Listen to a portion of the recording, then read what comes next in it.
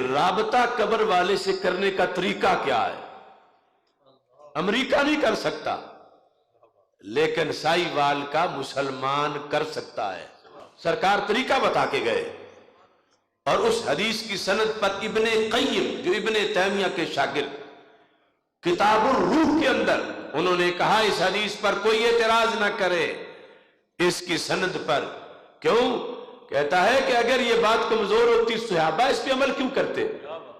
کہ ہمارے آقا صلی اللہ علیہ وسلم ارشاد فرماتے ہیں اذا مات احدکم، جب تم میں سے کوئی فوت ہو جائے، جنازہ ہو جائے، تدفین ہو جائے، پھر فرما فَلْيَقُمْ أَحَدُكُمْ عَلَى رَأْسِ قَبْرِهِ، ایک تم میں سے اس کی قبر کے سرانے کھڑا ہو جائے، کہ سر کی طرف کھڑا ہونا ہے، تدفین کے بعد کھڑا ہونا ہے، مٹی ڈال دی گئی ہے، پھر فرمایا اس قبر والے کا نام لے کے اسے بلانا ہے، اور نام لے کے ایسے نہیں بلانا سنگل، ساتھ اس کی امی کا نام بھی لینا ہے۔ مثلا ایک بندے کا نام خالد ہے، امی اس کا نام زینب ہے، تو کہنا ہے یا خالد ابن زینب، اے خالد زینب کے بیٹے۔ سرکار فرماتے ہیں جب تم پہلی بار بلاؤ گے یسمع ولا یجیب، سن تو لے گا مگر جواب نہیں دے گا۔ دوبارہ کہو یا خالد ابن زینب، سرکار فرماتے ہیں یستوی جالسا، اب قبر میں سیدھا ہو کے بیٹھ جائے گا۔ تیسری بار کہو یا خالد ابن زینب، سرکار فرماتے ہیں اب بول بھی پڑے گا، لیکن سنائی ہمیں نہیں دے گا۔ وہ جو چارپائی پہ لیٹا تھا تو نہیں سنائی دیا، اب تو قبر میں ہے، لیکن ہمیں اپنے کانوں کے سننے پہ اتنا یقین نہیں جتنا سرکار کے کانوں پہ یقین ہے۔ اب وہ بولتا ہے تو کہتا کیا ہے؟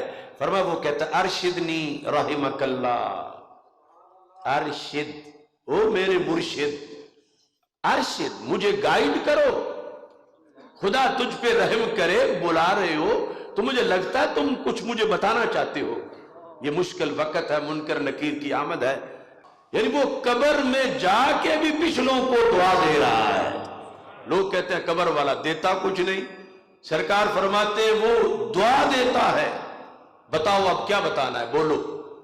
تو سرکار فرماتے ہیں اب اس کے مکمل رابطہ بحال ہے، تم جو بولو گے وہ بولے گا۔ اب جو بولنا ہے وہ سرکار نے آگے لفظ بتائے ہیں لیکن ہیں عربی میں۔ سرکار فرماتے ہیں اس سے یہ بات کرو اذکر ما خرجت علیہ من الدنیا شہادت ان لا الہ الا اللہ وان محمد رسول اللہ صلی اللہ علیہ وسلم۔ اے خالد یاد کر اس عقیدے کو جس عقیدے پر رہتے رہتے تیری جان نکلی ہے، یعنی تو نے مرنے سے پہلے گھنٹہ تو کیا ایک منٹ پہلے بھی وہ عقیدہ نہیں بیچا، تو ڈٹ کے رہا، روکی سوکی کھا کے تو نے عقیدہ آخری وقت تک بچایا، تو کامیاب ہو گیا اپنا سچا عقیدہ لے کے دنیا سے نکلنے میں۔ اب تو اس عقیدے کو یاد کر۔ پھر کیسے یاد کر؟ سرکار نے فرمایا اسے یہ کہو کہ تو نے ساری زندگی اللہ کو وحدہ لا شریک مانا، تو نے ساری زندگی حضرت محمد مصطفیٰ صلی اللہ علیہ وسلم کو آخری نبی اور آخری رسول مانا، تو نے قرآن کو امام مانا، تو نے اسلام کو دین مانا۔ یہ چار چیزیں سرکار نے فرمایا کہ تم نے اس سے یہ میری حدیث سے سنانی ہے۔ تو سرکار فرماتے ہیں اتنا وہاں جا کے باصلاحیت ہو چکا ہے، اب دنیا میں ہو سکتا ہے کہ نکاح پڑھاتے وقت اسے کلمہ پڑھائیں تو بار بار دہرانا پڑے۔ اب دو جہانوں کا فرق ہے، ادھر پڑھنے والا دنیا میں ہے جو کہہ رہا ہے کہ پڑھو، اور وہ برزخ میں ہے، لیکن دین کا کرنٹ بڑا مضبوط ہے، یہ امریکہ کے پاس نہیں، یہ ہے دین مصطفیٰ صلی اللہ علیہ وسلم۔ شرط یہ ہے کہ وہ قبر والا بھی مسلمان ہو اور بحر والا بھی مسلمان ہو، اور مسلمان ہونے کے ساتھ پھر یہ بھی ہو کہ قبر والے کو یا سے بلانے کو شرک نہ کہتا ہو۔ ورنہ تو یہ کہ اسے بخشواتا خود ہی نکاح توڑوا بیٹھے کہ اس نے شرکیہ جملہ بول دیا.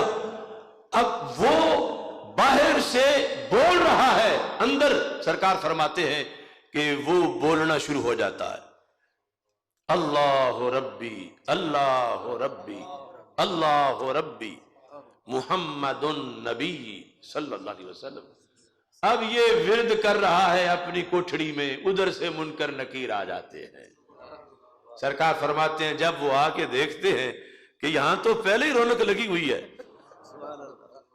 یہ تو سوئے ہی نہیں، یہ تو بندہ جاگ ہی رہا ہے، ہم نے بٹھانا تھا آ کے اس کو، اور ہم نے آگے پھر سوال کرنے تھے، اور یہاں تو سوال جو ہم نے کرنا تھا یہ جواب خود ہی پڑھ رہا.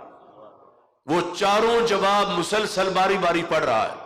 تو سرکار فرماتے ہیں کہ فرشتے پھر رب سے رابطہ کرتا، رب اس کا کیا کرنا ہے، کہ اس کا بھی امتحان کیسے ہوگا، یہ تو چوپی نہیں کر رہا. یعنی ہم پوچھیں تب جب یہ کوئی وقفہ کرے. تو سرکار فرماتے ہیں اللہ فرماتا ہے کہ اس سے پوچھنے کی ضرورت نہیں، بس اس کی قبر میں جنت کا دروازہ کھول دو. اس مقام پر صحابہ نے پھر سوال کیا. پہلے جب یہ بات آئی تھی کہ بلانا یا سے ہے اور بلانا قبر والے کو ہے، تو اگر یہ آج والا دین ہوتا نا جو کچھ لوگوں نے بنایا ہوا ہے، جو مسجدوں کے محرابوں سے بھی یا کاٹتے رہتے ہیں سرکار کے نام سے کہ شرک ہو جائے گا، اگر اس طرح کی کوئی صورتحال وہاں ہوتی تو صحابہ کہتے یا رسول اللہ صلی اللہ علیہ وسلم طریقہ تو بڑی قیمتی آپ نے بتایا ہے، لیکن یہ جو یا کے ساتھ بلانا ہے تو اس میں تو شرک ہو جائے گا. یعنی جن کے دین میں یا رسول اللہ صلی اللہ علیہ وسلم یا غوث کہنے سے نکاح ٹوٹ جاتا ہو، انہیں اگر یہ بات ہوتی تو صحابہ پہلے یہ مسئلہ حل کرواتے کہ ہم کہیں تو صحیح لیکن یا رسول اللہ جو کچھ ہم نے آپ سے پڑھا ہے اس میں تو یہ شرک ہے کہ جو قبر کا ہے بے جان ہے جسے یہ پتھر اور بت کہہ رہے ہیں، ہم اسے آواز دیتے پھرے اے خالد جس کی ہڈیاں ہیں.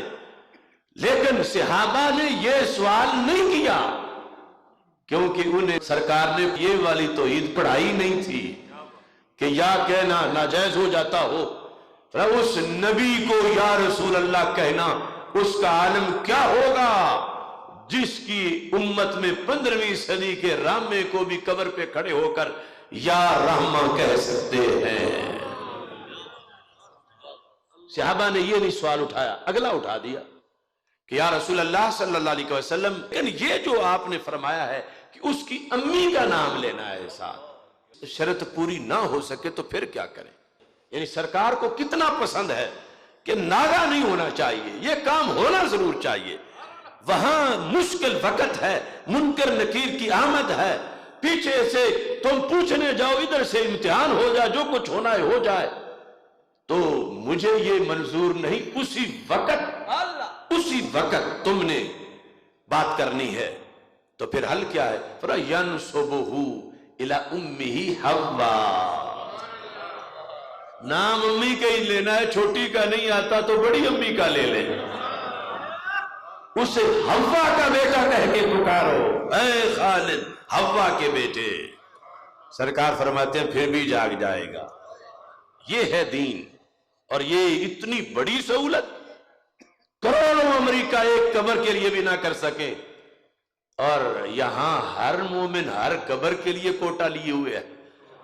سرکار کی سنت کو اگر سامنے رکھے، شرائط پائی جائیں کہ اگلا قابل دعا ہو کہ اس کے لیے دعا کرنا جائز ہو، تو یہ کتنا، یعنی یہ اولین ہی سال ثواب ہے.